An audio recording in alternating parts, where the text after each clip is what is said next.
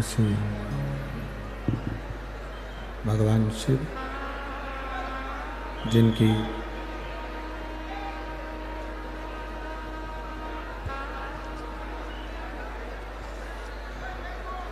पुनीत पावन शिव महापुराण की कथा संपूर्ण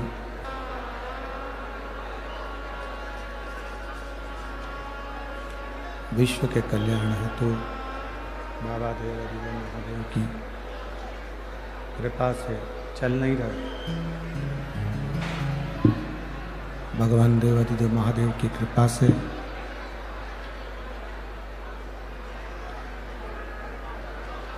श्रवण करने का सौभाग्य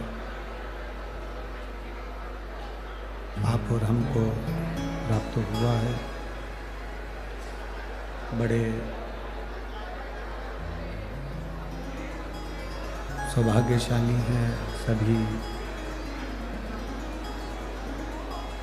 धुलिया नगर के सभी श्रोता भाई बहन, जो इस पवित्र शिव महापुराण की कथा का रसपान धुलिया नगर की इस पवित्र भूमि पर आप और हम कर रहे हैं।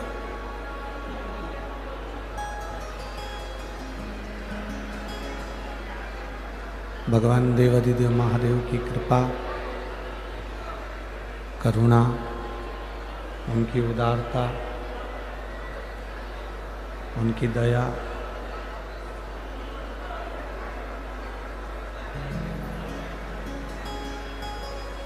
जो ये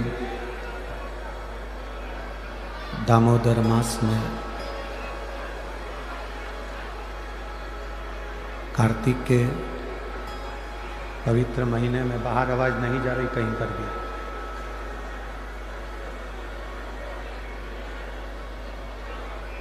दामोदर मास में कार्तिक के पवित्र महीने में भगवान शिव की पवित्र शिव महापुराण की कथा श्रवण करने का सौभाग्य प्राप्त हुआ है। कथा के मुख्य आयोजक जजमान परिवार माननीय श्री दादा बाबू भूसे जी, मंत्री महाराष्ट्र राज्य माननीय श्री सुभाष जी भामरे, सांसद महोदय एवं पूर्व रक्षा मंत्री भारत सरकार माननीय श्री बाला साहब बदाने जी, माननीय श्री अनूप जी अग्रवाल, माननीय श्री चेतन जी मंडोरे, माननीय श्री आविष्कार जी भूसे एवं संपूर्ण धुलिया नगर के सभी रहनिवासी, जिन्होंने इस पवित्र शिव महापुराण की कथा में तन मन धन से सहयोग प्रदान किया। एक बार सभी जजमान परिवार के लिए जोरदार ताली बजाकर स्वागत वंदन कीजिए। कल जैसा करो, कल जैसा, परसों जैसा कर दिया।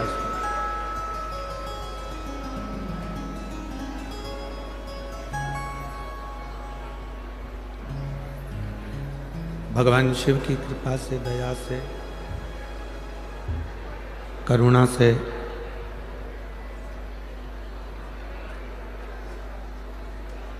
धुलिया नगर की इस पवित्र भूमि पर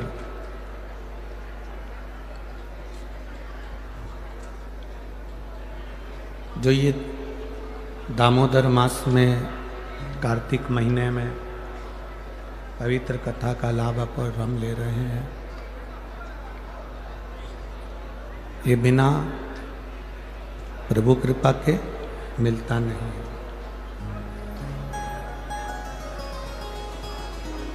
यदि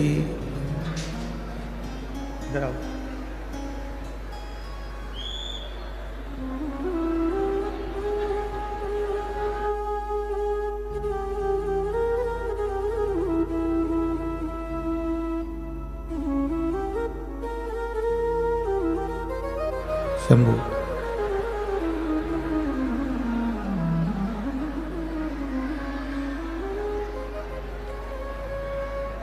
भगवान शिव की पवित्र कथा का लाभ आप और हम ले रहे हैं।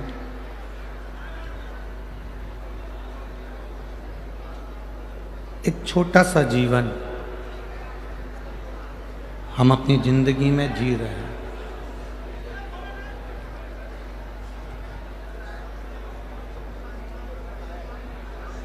कल कथा में कहा था कि 84 लाख योनियां काटने के बाद में यह मानव की देह मिलती है।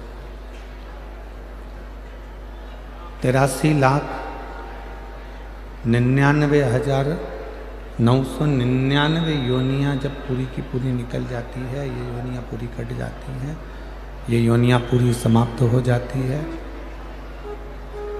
तब ये मानव का शरीर मिलता है।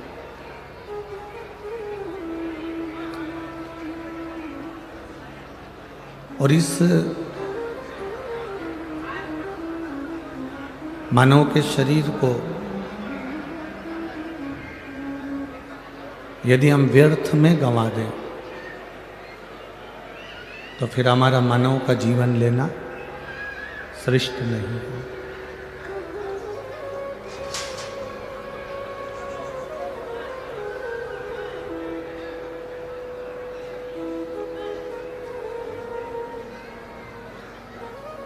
दुनिया का सबसे बड़ा पाप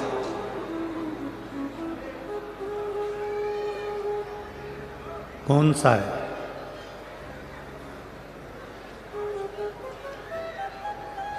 दुनिया का सबसे बड़ा पाप, शिव महापुराण की कथा कहती है, केवल एक पाप ऐसा है दुनिया का जो बहुत बड़ा पाप माना जाता है, और वो है अपने समय को व्यर्थ गंवा देना।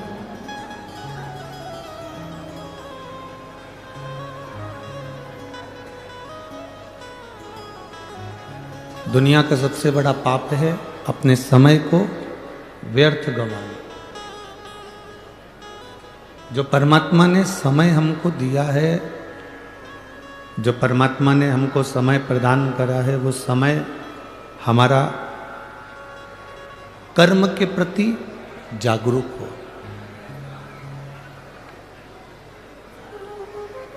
जिस कार्य को हम कर रहे हैं, जिस कर्म को हम कर रहे हैं, उसके प्रति तुम्हारी जागरूकता होना चाहिए, उसके प्रति तुम्हारा समर्पण होना चाहिए। अरे कल जैसा साउंड कर दो भैया।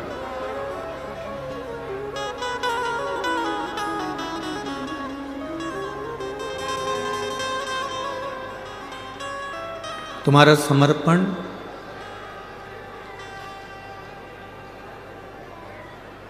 कर्म के प्रति पूर्ण हो।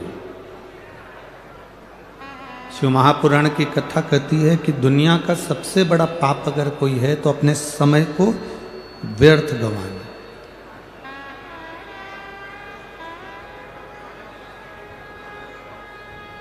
आप अगर अपने घर में व्यर्थ बैठे हुए हो, किसी कार्य के प्रति तुम्हारी जागरूकता नहीं है, किसी कार्य के प्रति तुम्हारी जागरूकता है ही नहीं, तो आप अपने ये ना सोचें कि मैं किसी को अपशब्द कहूँगा तो पाप होता है, या मैं किसी को मार दूंगा तो पाप होता है।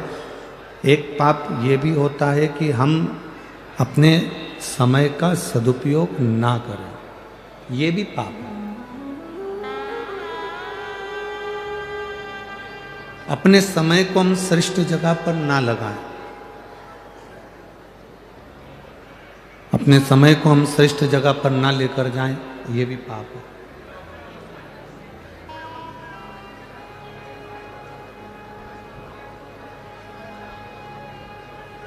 इक्कीस 21,600 श्वास में से सर्वश्रेष्ठ श्वास, सबसे अच्छी श्वास, 21,600 श्वास में से सर्वश्रेष्ठ श्वास अगर कोई होती है तो वो कौन सी होती है?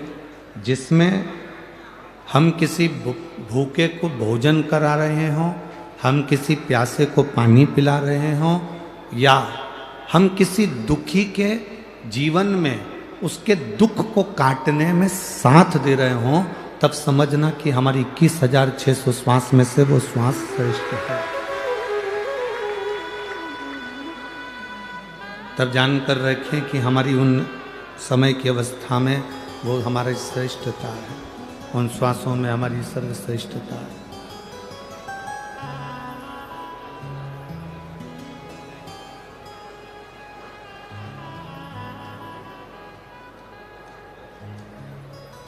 माता पार्वती जी अश्विमनी घोड़ी बनी लक्ष्मी जी को ज्ञान उपदेश दे रही हैं। माता पार्वती जी जब लक्ष्मी जी ने आंख में से आंसू बहाए, शिवलिंग पर गए, शिवलिंग से जलाधारी पर गए, जलाधारी पर जब वो अश्रु पड़े और उस अश्रु के पड़ने पर माता पार्वती जी प्रकट हुई, और प्रकट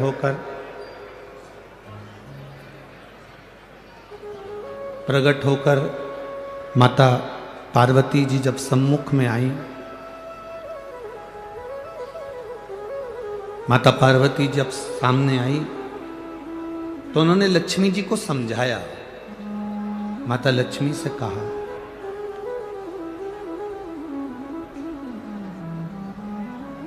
कि लक्ष्मी, तुम्हारे पति ने तुमको श्राप दिया है, तुम्हारे पति ने तुम्हें श्रापित किया है, तुम्हारे पति ने तुमको अश्वी बनने का श्राप दिया, घोड़ी बनने का श्राप दिया।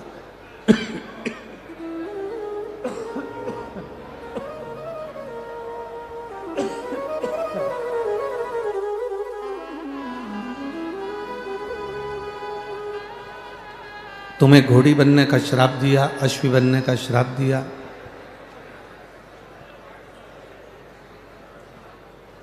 लक्ष्मी,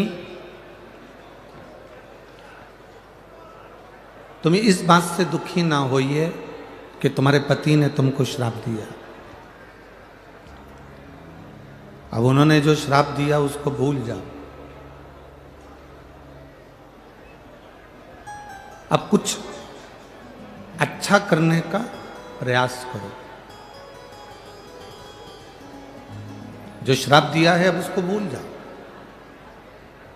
और हम भी आपसे यही कहेंगे कि अगर कोई आपको गाली दे दे, कोई आपको अपशब्द कह दे, कोई आपको ताना दे दे, कोई आपको आड़ा टेढ़ा बोल दे, वो कह दिया, कहने के बाद आप उसको भूल जाइए।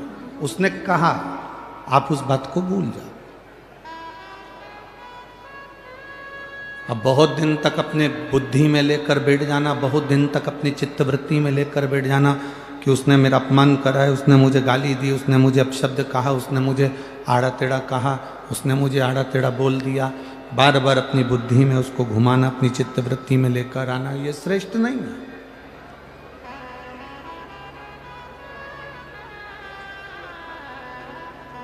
इसको श्रेष्ठता नहीं कहेंगे।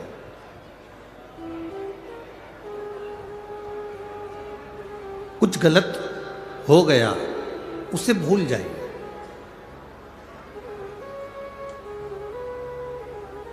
और भूलने के बाद फिर वापिस कुछ अच्छा करने का क्रम करिए।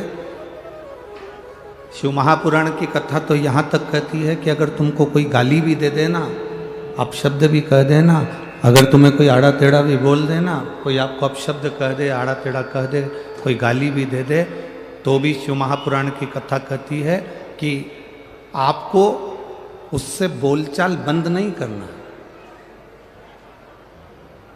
सास ने कुछ शब्द कह दिया, बहू ने कुछ अड़ा टेढ़ा कह दिया, या किसी ने कोई शब्द कह दिया और आपने बोलना चालना बंद कर दिया, शिव महापुराण की कथा कहती है ये कभी ना करें।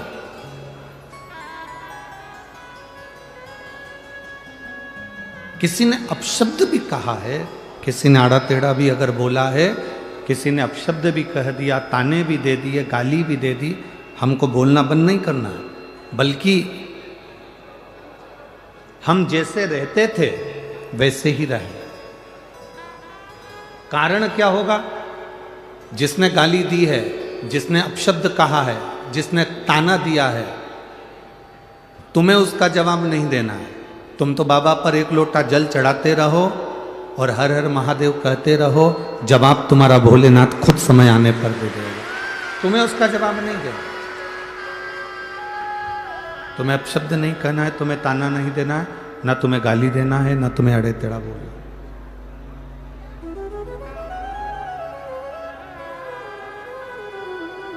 तुम तो अपना जो कर्म है, अपने कर्म में लीन रहिए, कर्म में लगे रहिए, अपने कर्म में लगे रहो, अपने कर्म में लीन रहो, बाकी का वो देख ले।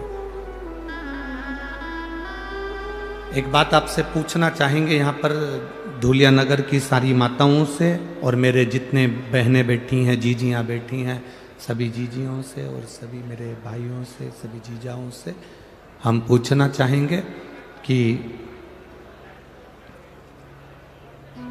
ईमानदारी से बोलो,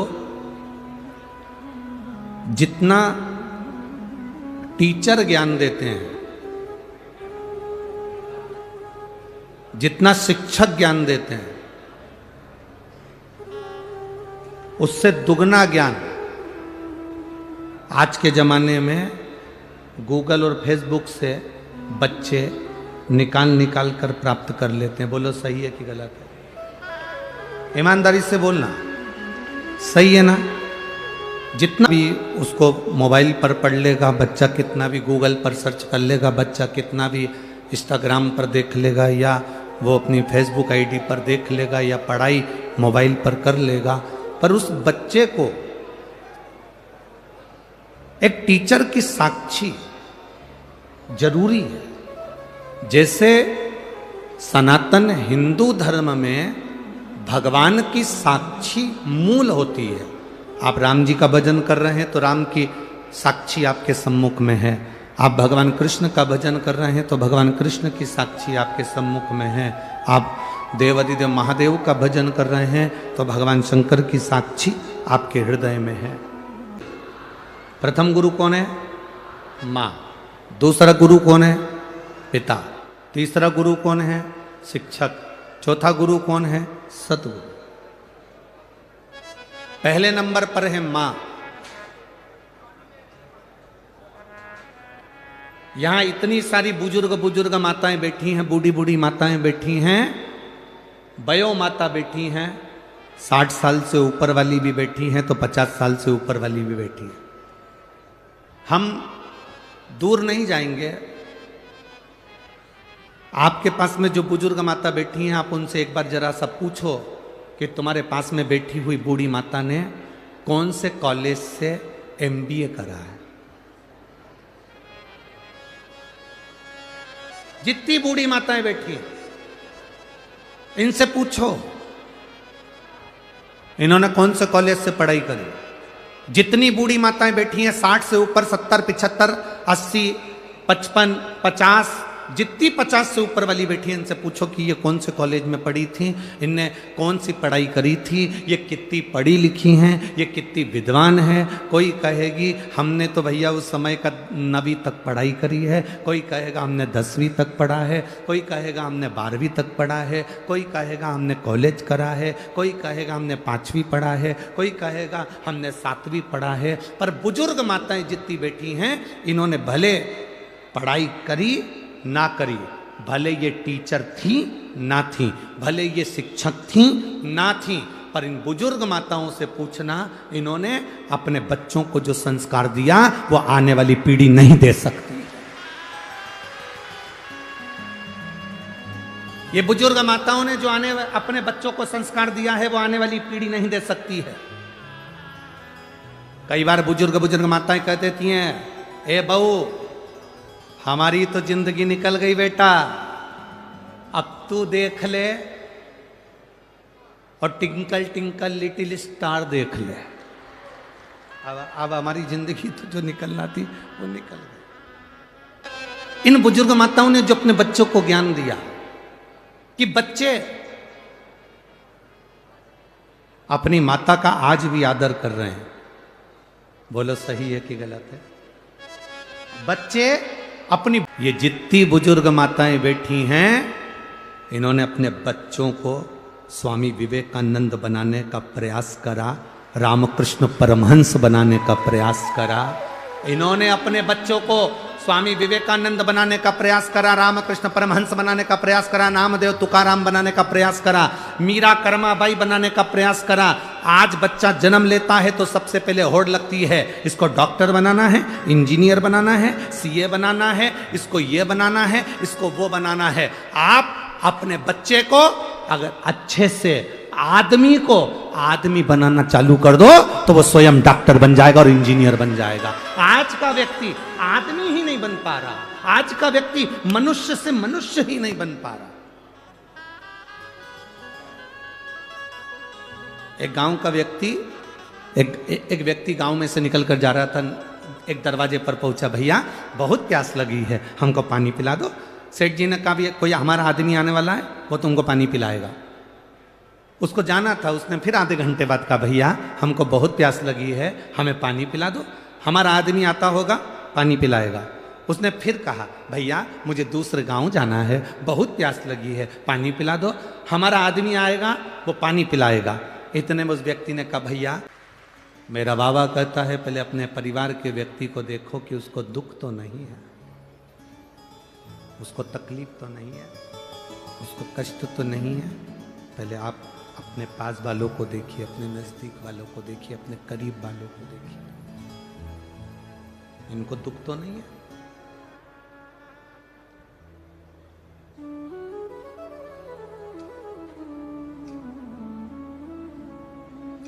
बनो।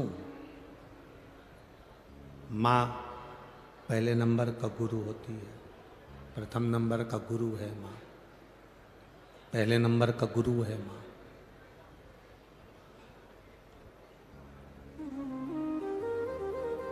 विदेश में रहने वाला एक छोटा सा बालक था जिसका नाम था थॉमस।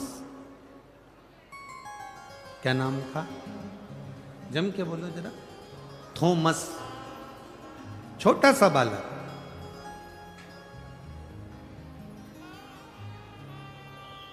विदेशी स्कूल में विदेश का बालक पढ़ रहा था। थॉमस स्कूल जाता था। आज प्रिंसिपल ने थॉमस को बुलाया, हाथ में एक पत्र पकड़ा दिया, बंद कर कर लिफाफे में पैक कर कर थॉमस को दे दिया। थॉमस ये पत्र आप अपनी मम्मी को ले जाकर दे देना। थॉमस ये पत्र आप अपनी आई को ले जाकर दे देना, अपनी माता को ले जाकर दे देना। थॉमस उस पत्र को लेकर अपनी मम्मी के पास गया, आई के पास गया, माँ के पास गया। माँ से जाकर कहा मम्मी प्रिंसिपल ने आपके लिए पत्र दिया। थॉमस ने जब माँ को पत्र दिया तो उस पत्र को माँ ने पढ़ा। बेटे ने पूछा माँ स्कूल के प्रिंसिपल ने पत्र में क्या लिखा है? माँ कहती है पत्र में लिखा है कि तुम्हारा बेटा बहुत ज्यादा विद्वान है, बहुत विद्वान है तुम्हारा बेटा, इसके लायक हमारे स्कूल में टीचर नहीं है। ये बच्चा इतना विद्वान है कि इसके लायक हमारे पास में टीचर नहीं है। इसलिए आपका बच्चा बहुत ज्यादा विद्वान है, इस बच्चे को आप हमारे स्कूल से निकाल लो, इसकी टीसी ले जाओ और निकाल कर इसको जो विद्वानों का स्कूल हो उसमें इसको भर्ती कराओ, इसको एडमिट करो। अब माँ ने लिफाफा बंद करा, पैक करा, लॉकर में रख दिया ड्रॉज में, और माँ अपने बच्चे से कहती है तेरे लायक वो स्कूल नहीं है क्योंकि तू बहुत विद्वान है, इंटेलिजेंट है, इसलिए अब तू एक काम कर, घर में पढ़। थॉमस घर में पढ़ने लगा। मां पढ़ी लिखी नहीं थी, पर बच्चे के सामने बैठी रहती थी। रसोई घर में रसोई बनाती और भोजन बनाने के बाद अपने बच्चे को टाइम देती। कपड़े धोने के समय पर कपड़ा धोती, अपने बच्चे को समय देती। बच्चे से कहती बेटा पढ़ो, मैं बैठी हूं, तुम जो सुनाओगे मैं सुनूंगी। माँ ने अपने बच्चे को आज तक नहीं बताया कि मैं कौन सी क्लास तक पढ़ी हूं, मुझे नहीं मालूम। थॉमस की माँ ने एक बार भी नहीं कहा कि मैं कौन सी क्लास तक पढ़ी हूं, तुम पढ़ो और मुझे सुनाओ। थॉमस ने घर में पढ़ना प्रारंभ करा, पढ़ना प्रारंभ करा, पढ़ते पढ़ते अपनी माँ को सुनाना प्रारंभ करा। माँ समझती थी, नहीं समझती थी, आता था, नहीं आता था, पर माँ सुनती थी। सुनते सुनते सुनते सुनते थॉमस बड़ा हो गया, विद्वान हो गया, और बड़ा हुआ और बड़ा हुआ। समय आया और एक दिन थॉमस की माँ शांत हो गई, थॉमस की माँ मर गई, और उस थॉमस ने इतना रिसर्च करा, ऐसा वैज्ञानिक बना, जिसने हमारे घर में जो बल्ब लगता है, जो ट्यूबलाइट लगती है, उसकी खोज उस थॉमस ने कर दी। पढ़ा नहीं था, मम्मी बोल रही थी कि इसमें ऐसा ऐसा लिखा है, तू बड़ा विद्वान है और ये स्कूल और टीचर तेरे लायक नहीं है। थॉमस ने उस लेटर को निकाला, उस लिफाफे को खोला, उस पत्र को पढ़ा, तो थॉमस ने पत्र में क्या पढ़ा कि तुम्हारा बच्चा माइंड से कमजोर है, तुम्हारा बच्चा मूर्ख है, इसको कहीं पागल खाने में जमा करिए, ये बच्चा यहां पढ़ने के लायक नहीं है, इसको यहां से टीसी निकालो और कहीं ले जाकर इसको पागल खाने में जमा करो। मां ने उस पत्र को छुपा दिया, और पत्र को छुपाने के बाद मां ने अपने बेटे को उज्जवल बनाने का प्रयास करा, जैसे थॉमस की मां ने उज्जवल बनाने का प्रयास करा, वो उज्जवलता तुम में आना चाहिए। स्कूल में, कॉलेज में जो तुमने सीखा वो तुम्हारे काम आया कि नहीं आया ये पता नहीं, पर शिव महापुराण की कथा जरूर कहती है, जो तुमने अपने घर में अपनी मां से, अपने पिता से जो संस्कार ग्रहण करे हैं, वो मरते दम तक तुम्हारे काम आते हैं, आखिरी तक। पार्वती जी ने लक्ष्मी जी से कहा, लक्ष्मी, पति ने अगर श्राप दे दिया कोई बात नहीं, पति ने आड़ा टेढ़ा कह दिया कोई बात नहीं, जितने जल हैं इन सभी जलों में सर्वश्रेष्ठ जल कौन सा?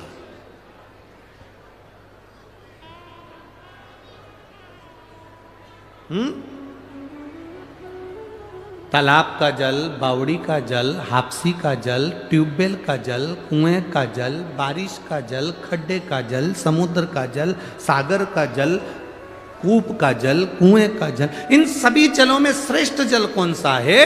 अगर आप अंदाजा लगाएंगे तो आपके स्मरण में आएगा, इसमें सर्वश्रेष्ठ जल अगर कोई सा होता है तो वो समुद्र का जल होता है।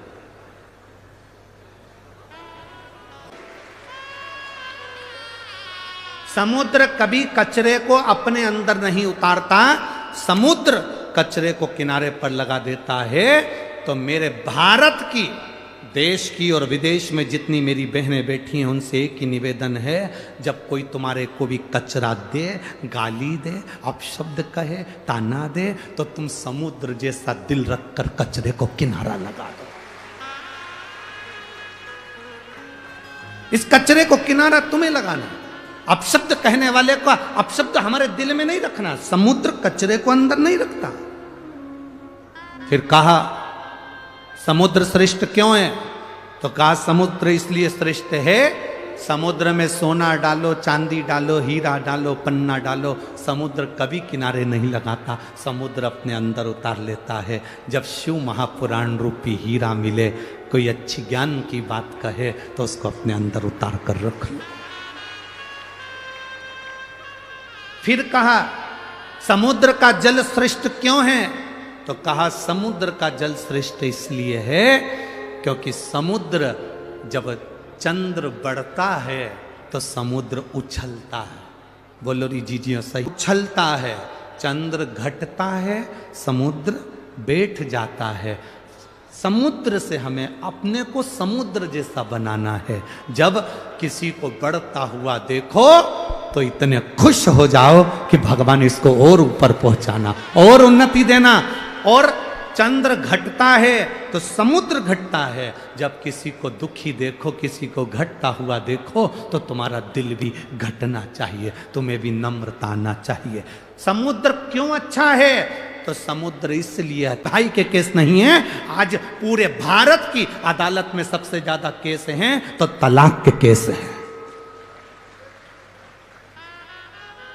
भारत की सबसे ज्यादा अदालतों में अगर केस चल रहे हैं तो तलाक के चल रहे हैं। समझौता नहीं बैठ पा रहा, एक दूसरे का सामंजस्य नहीं बैठ पा रहा। जरा सी बात में विवाद हुआ, माँ ने कह दिया जा मेरे घर पर, कमी है क्या? अपने यहाँ कोई कमी है क्या? छोड़िए तेरा ससुराल। और बेटी घर पर जाकर बैठ गई। इधर पति रुष्ट होकर बैठा, बेटी रुष्ट होकर बैठी। माँ ने कह दिया दूसरी शादी करा देंगे। अगर बेटी के भाग्य में अच्छा लिखा होता तो पहले ही भेरू अच्छा मिल जाता। अब तो 4 करा ले तो भी वैसा ही मिलने वाला है। इसलिए जैसा मिला है उसको निभाने का प्रयास करो, उसको समझाने का प्रयास करो, उसको संजोने का प्रयास करो, उसको समाजस बिठाने का प्रयास करो। लड़के से कहो तेरी धर्म पत्नी अच्छी है, उसको लेकर आ, जा प्रार्थना कर, ससुर के पास जा, सास के पास जा। जाकर कहा, जब शंकर भगवान अपनी सती के लिए दक्ष प्रजापति के यहाँ जा सकते हैं, जिस दक्ष प्रजापति ने शंकर भगवान को अपशब्द कहा था, श्राप दिया था कि तू शमशान में निवास करेगा, इसके बाद भी मेरे भोले बाबा दक्ष प्रजापति के दरवाजे पर जाकर अपने ससुर से बात करते हैं अपनी धर्म पत्नी के लिए। तो तुम अपनी बेटे से क्यों नहीं कहते कुछ नहीं, जाओ लेकर आओ उसको, हो गई ना बात, खत्म करो, लेकर आओ। बेटी को समझाओ कोई बात नहीं, जाओ। अगर मान ले तो दूसरी शादी करेगी और वो भी ऐसे ही निकल गया तो मम्मी मैं शादी नहीं करूंगी, मेरे को शादी नहीं करना, तो जिंदगी कैसे निकलेगी बेटा? मैं तो अकेली रह लूंगी।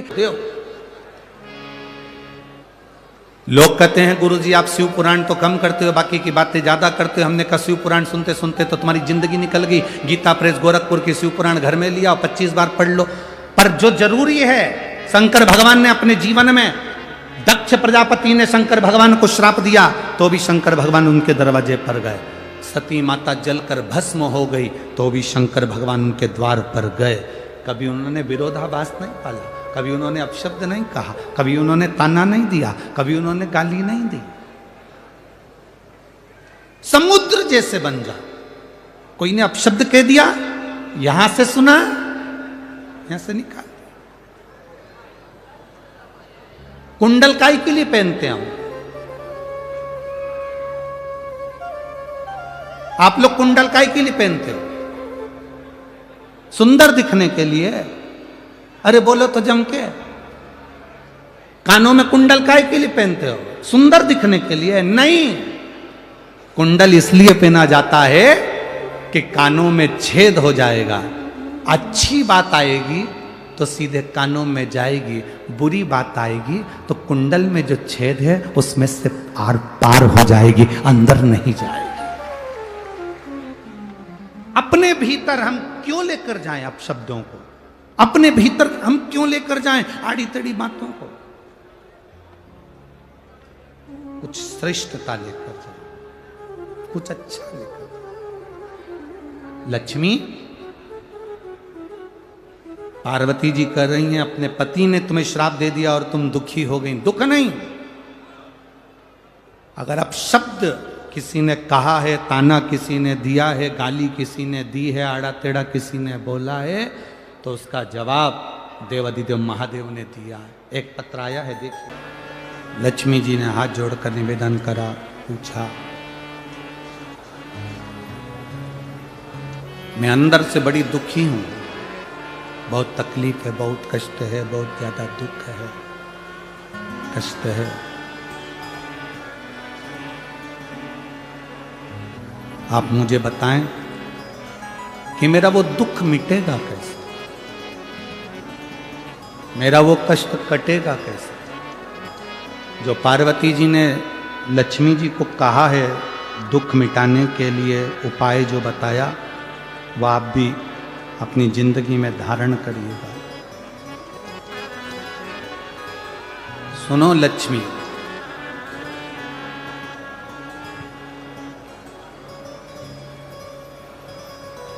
तुमने जो पार्थिव शिवलिंग का निर्माण करा था, उस पार्थिव शिवलिंग पर आपके अश्रु गिरे। वो अश्रु मेरे पास आए, उस अश्रु के बल पर मेरा दर्शन हुआ। अब लक्ष्मी,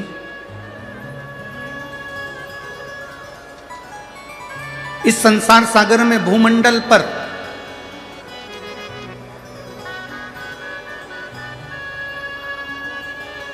जहां भी बेलपत्र का वृक्ष हो,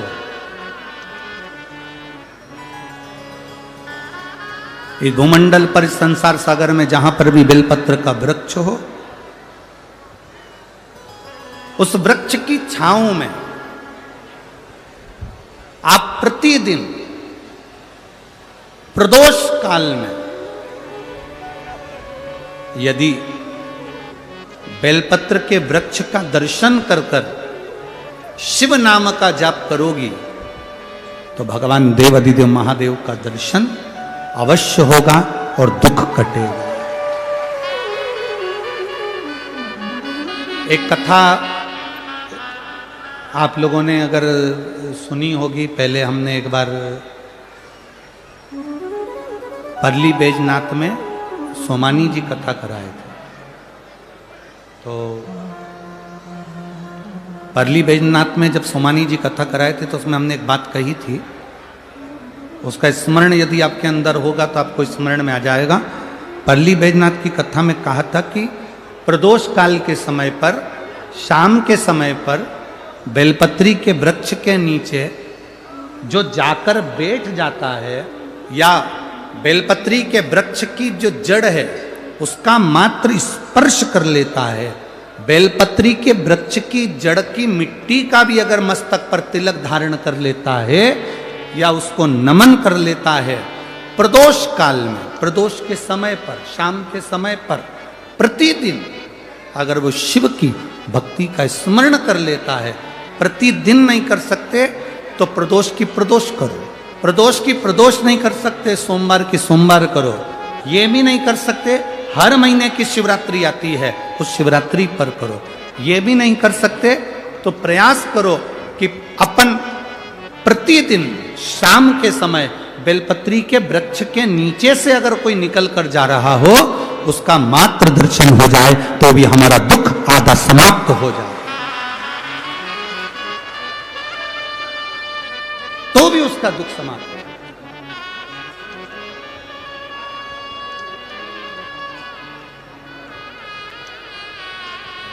शंभु शरणे मांगो हरि रे,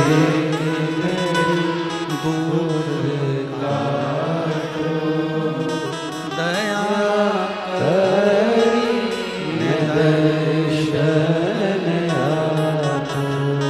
ये दुख समाप्ति का सबसे मूल केंद्र बिंदु है।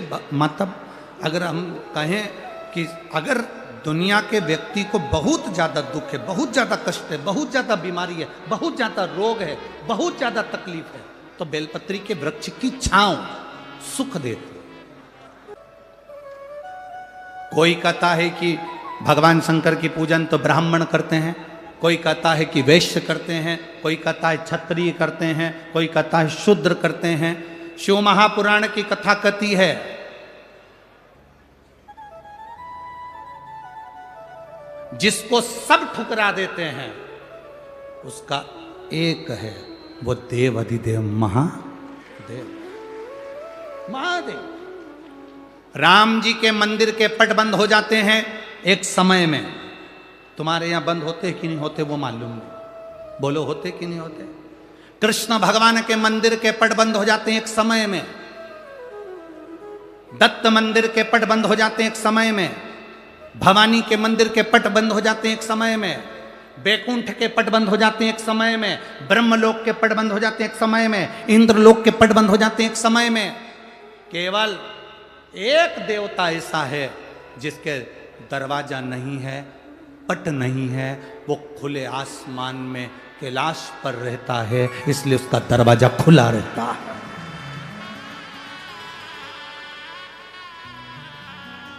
लोग कहते हैं ब्राह्मण अलग, कोई कहता है ब्राह्मण हम उच्च हैं, कोई कहे वैश्य उच्च है, कोई कहे क्षत्रिय उच्च है, कोई कहे शूद्र उच्च है। मेरे राम जी महाराज ने पृथ्वी पर प्रकट हुए थे तो मेरे राम जी के जन्म के समय पर 4 हाथ थे। कितने हाथ थे? जम के बोलो जरा। 4। आप लोग स्तुति गाते हैं, भय प्रगट कृपाला दीन दयाला, उसको पढ़िएगा। माता पुनि बोली सोमति डोली तजउतात ये रूपा। ये रूप नहीं चाहिए 4 हाथ का। आयुध 4। मेरे राम जी प्रकट हुए, उनके 4 हाथ थे। मेरे भगवान कृष्ण पृथ्वी पर प्रकट हुए, उनके 4 हाथ थे। पर माता देवकी ने कह दिया 2 हाथ का पुत्र चाहिए। कौशल्या जी ने कह दिया 2 हाथ का पुत्र चाहिए। राम जी के जन्म के समय पर 4 हाथ इसलिए थे क्योंकि राम जी का 1 हाथ ब्राह्मण है, दूसरा हाथ वैश्य है, तीसरा हाथ क्षत्रिय है, तो चौथा हाथ शूद्र है। ये 4 जो वर्ण हैं, ये मेरे भगवान के 4 हाथ हैं और ये बुलंद है।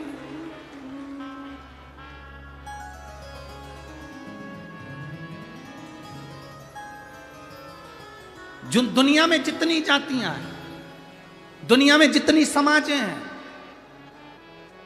चाहे वो ब्राह्मण हो, चाहे क्षत्रिय हो, चाहे वैश्य हो, चाहे शूद्र हो,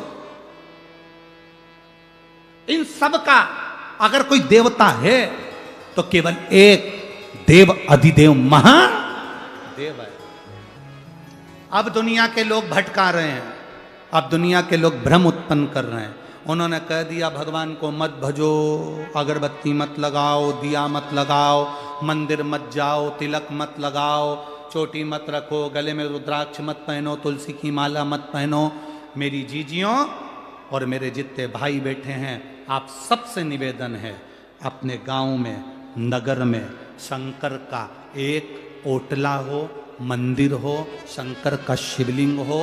पूरा गांव के लोगों से कहो तुम कितने भी बढ़ जाना पर अपने बाप को मत भूल जाना, शंकर को जल जरूर चढ़ाना।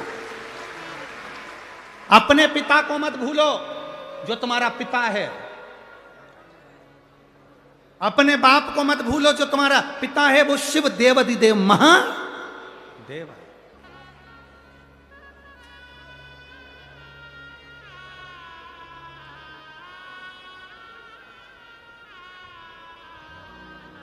उसको नहीं भूल। कैसे भूल सकते? वो करुणा इतनी करता है। पार्वती जी ने लक्ष्मी जी से कहा, लक्ष्मी जी ने सुन लिया कि बेलपत्र के वृक्ष के नीचे खड़े होकर अगर शिव नाम का जाप किया जाए, श्री शिवा नमस्तु, श्री शिवा नमस्तु, श्री शिवा नमस्तु, श्री शिवा नमस्तु, श्री शिवा नमस्तु। जब हम मंत्र का उच्चारण करते हैं उसका फल मिलता है। आप में से कितने लोग बैठे हैं जो शंकर जी के मंदिर में रोज 1 लोटा जल चढ़ाते हैं? हाथ ऊंचा करो जरा। सभी जाते हो? रख लो, रख लो। बच्चे बैठे हैं कथा में? कितने बच्चे बैठे हैं? जरा हाथ उठाओ। बच्चे लोग जो कथा में बैठे हैं, ठीक है, रखो रखो रखो। बच्चे से मतलब मालूम है ना? है? बच्चे से मतलब मालूम है? शिव महापुराण में बच्चा कितनों को कहा गया तो कि बचपन से लेके जिसका ब्याह नहीं हुआ तब तक के जो है वो सब बच्चे ही हैं। माता पिता की निगाह में बच्चे कॉलेज पढ़ने लगे तो वो बड़े नहीं हो जाते, बच्चे कहलाते हैं। बूढ़ी माताएं कहती मेरा छोरा आ गया, मेरा बेटा आ गया। तो सब जितने बच्चे बैठे हैं हाथ उठाओ जरा। अब ज्यादा हो गए ना तुम? अच्छा, तुम भी दूसरे को बच्चा समझ रहे थे, है? ठीक है। अब जितने बच्चे हाथ नीचे रखो। खड़े होने का नहीं बोला, नीचे बैठो, बैठो बैठो, वापिस बैठो, बैठो, बैठ जाओ। अब जितने बच्चे जिनकी शादी नहीं हुई तब तक के हो, बचपन से लेके तब तक के हो, तुम्हारी गोदी में छोरा छोरी हो, उनका भी हाथ उठा देना हो, तो जितने बैठे हो आप में से कितने बच्चे हैं जो रोज शिव के मंदिर में जाकर जल चढ़ाते हैं? उठाओ जरा हाथ, ईमानदारी से उठाना हो। हाँ बहुत सारे, धर लो धर लो धर लो। और जो शंकर जी के मंदिर में जल चढ़ाने नहीं जाते वो आज कार्तिक के महीने में, दामोदर मास में नियम ले लेना कि मैं अब शिव के मंदिर में एक लोटा जल जरूर चढ़ाऊंगी, चाहे मुझे कॉलेज जाना पड़े, चाहे मुझे स्कूल जाना पड़े, चढ़ा कर जाऊंगा। मैं बाबा को रिझाए बिना नहीं। शिव कथा कहती है लक्ष्मी जी ने बेलपत्र के वृक्ष के नीचे साधना करना प्रारंभ करा। जैसे ही मां लक्ष्मी ने बेलपत्र के वृक्ष के नीचे साधना करना प्रारंभ करा तो देवाधिदेव महादेव कुछ ही समय में, प्रदोष काल के समय पर लक्ष्मी जी के सामने शंकर भगवान प्रकट हुए। शिव जी ने पूछा, लक्ष्मी तुम्हें क्या चाहिए? लक्ष्मी जी कहती हैं, मेरी ये अश्व की योनि, मुझे अश्वी बनना पड़ा, घोड़ी बनना पड़ा, इस अश्व की योनि से मैं मुक्त हूं। पर प्रभु इस अश्व की योनि से मुक्त तो हूं, पर मेरे प्रभु ने मुझे घोड़ी बनाया है, अश्व बनाया है। मैं चाहती हूं मेरे नारायण मुझे इसी घोड़ी की योनि में, अश्वी की योनि में प्राप्त करें। इस घोड़ी की योनि में, इस अश्वी की योनि में मेरे स्वामी, मेरे नारायण मुझे प्राप्त। ठीक है, भगवान भोलेनाथ जी ने कहा आप चिंता ना करें, जिस प्रदोष काल में आप बेलपत्री के वृक्ष के नीचे आती हो,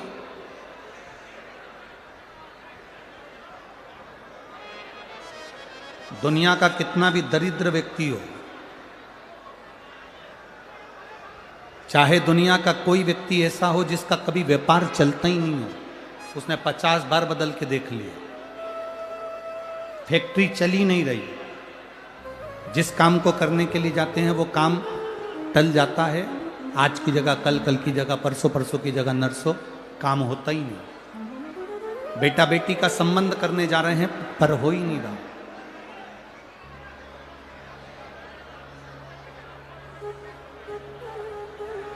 कितना भी दरिद्र से दरिद्र व्यक्ति, कितना भी दीन से दीन व्यक्ति, एक नियम वो अगर अपनी जिंदगी में बना ले, प्रदोष काल में, प्रदोष के समय पर बेलपत्री के वृक्ष के नीचे एक बार जाकर नमन करना और प्रदोष काल में शंकर भगवान के मंदिर में दिया लगाना, ये दो चीजें अगर वो 3 महीना भी लगातार कर ले तो उसके जीवन में कभी कोई समस्या आ ही नहीं सकती, कोई दुख आ ही नहीं सकता। एक नियम बना, जैसे जिस नारी को, जिस पुरुष को, जिस बच्चे को, जिस बड़े को चर्म रोग हो जाता है, चमड़ी सफेद पड़ने लगती है, जब चमड़ी सफेद पड़ने लगती है, चर्म रोग जैसा जब हो जाता है या चर्म रोग उसको घेरने लगता है, चमड़ी जब सफेद पड़ने लगे या चमड़ी काली पड़ने लगे, या चर्म रोग सोराइसिस जैसी बीमारी तक के लिए है हमारा।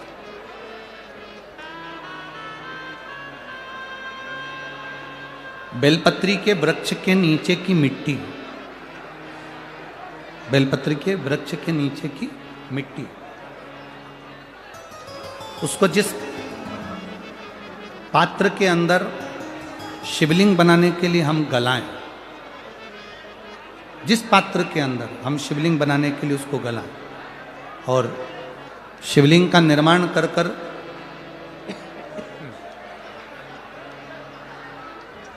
हम बेलपत्री के वृक्ष के नीचे उसका पूजन करें, उसका विसर्जन करें।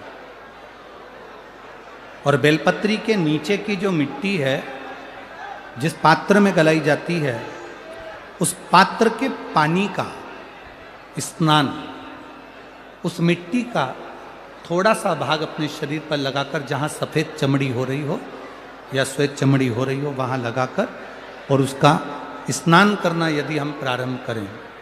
परंतु प्रदोष जैसे अपन शंकर भगवान के मंदिर जाते हैं, दर्शन करते हैं, पूजन करते हैं, उसी तरह बेलपत्री के वृक्ष के नीचे की मिट्टी को गलाकर हम शिवलिंग का निर्माण करते हैं। स्नान करना या शरीर पे लगाने के साथ में सबसे ज़्यादा जरूरी है शंकर भगवान के उस शिवलिंग की पूजन करना, पार्थिव लिंग की पूजन करना। लगभग 2 शिवरात्रि निकलेगी महीने की और बाबा जहां जहां से चमड़ी सफेद हो रही होगी वहां वहां से धीरे धीरे बाबा अपने असली रंग को देना प्रारंभ कर देता है। इतना बेलपत्री के वृक्ष की पार्थिव लिंग निर्माण और पूजन की उस मिट्टी का इतना वर्णन हमारे शास्त्र करते हैं, इतना वर्णन।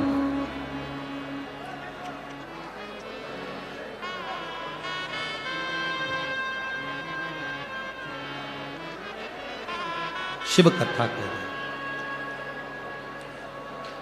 शिव महापुराण की कथा वर्णन कर रहे। स्वयं भगवान देवादिदेव महादेव ने नारायण से जाकर प्रार्थना करी। स्वयं भगवान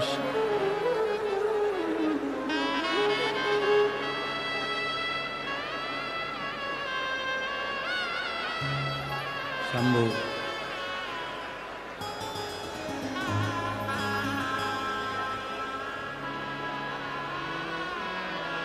स्वयं भगवान शंकर ने नारायण से जाकर प्रार्थना करी कि माता लक्ष्मी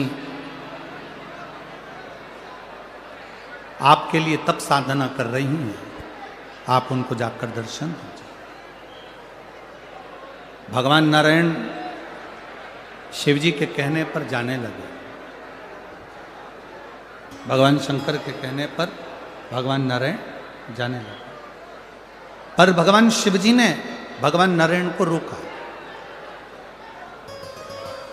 और भगवान शिव जी ने नारायण को रोककर कहा, प्रभु रुको, मेरा निवेदन केवल इतना सा है, जैसे माता लक्ष्मी घोड़ी बनकर अश्वी बनकर पृथ्वी पर गई हैं, आप अश्व बनकर पृथ्वी पर जाकर लक्ष्मी को लेकर आए। भगवान स्वयं नारायण अश्व बनकर पृथ्वी पर जाते हैं और लक्ष्मी जी को लेकर आते हैं। शिव महापुराण की कथा कहती है, भगवान शंकर का संवाद कहता है, स्वयं नारायण और स्वयं माता लक्ष्मी बेलपत्री के वृक्ष के नीचे विराजमान शिवलिंग का पूजन करते हैं और बेलपत्र की परिक्रमा करते हैं। जैसे ही उन्होंने बेलपत्र की परिक्रमा करी, शंकर भगवान वहाँ सम्मुख में जब आते हैं तो नारायण और लक्ष्मी जी भी अश्व की योनि से छूट जाती हैं और नारायण भी अश्व योनि को त्याग कर नारायण लक्ष्मी बनकर वैकुंठ का निवास करने लगते हैं। स्वयं नारायण। आगे सुंदर शिव महापुराण में वर्णन आया है, भगवान शंकर के तेज पुंज से शरणानंद कार्तिकेय जी का प्रागट्य हुआ, जिनको माता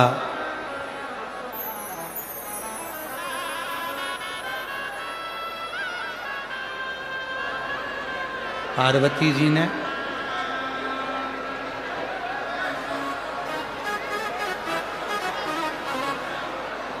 शिव कृपा करे।